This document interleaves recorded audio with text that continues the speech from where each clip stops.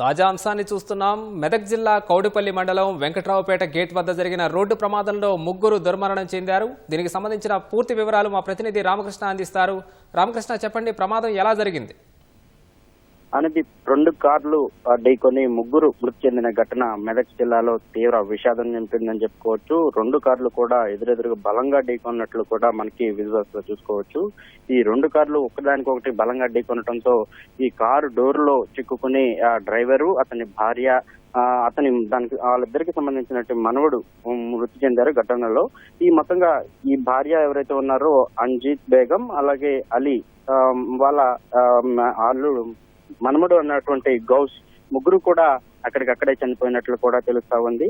అయితే ఆదివారం అర్ధరాత్రి ఈ ఘటన చోటు చేసుకుంది. కౌడిపల్లి మండలం వెంకటాపూర్ రైలాపూర్ మధ్యలో ఈ జాతీయ రహదారి 765D బ్రిడ్జి ఉంది. ఆ బ్రిడ్జి దగ్గర అయితే ఈ ప్రమాదం జరిగింది.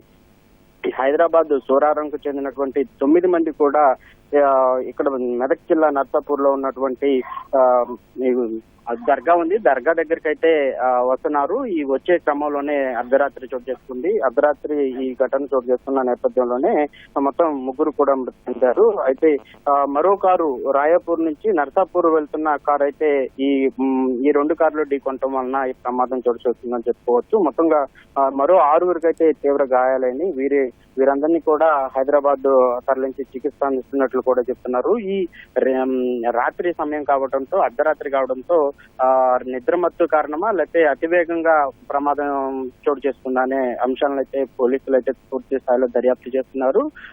మృతదేహాలను అయితే మాత్రం స్థానికంగా ఉన్నటువంటి ఆసుపత్రికి తరలించారు. ఇప్పటికే కుటుంబ సభ్యులకైతే సమాచారం ఇచ్చారు. ఘటనకు సంబంధించినటువంటి అంశాలపైన క్షేత్రస్థాయిలో పోలీసులు అయితే పర్యటించి మొత్తంగా క్లూస్ టీమ్ ఆధారంగానే ఈ ఘటన ఏ విధంగా జరిగింది, ఎందుకు జరిగిందనే అంశాలను అయితే పరిశీలిస్తా ఉన్నారు. మొత్తంగా ఈ ఘటన పైన కేసు నమోదు చేసి పోలీసులు దర్యాప్తు చేస్తున్నారు. అనుదీప్, ధన్యవాదాలు రామకృష్ణ.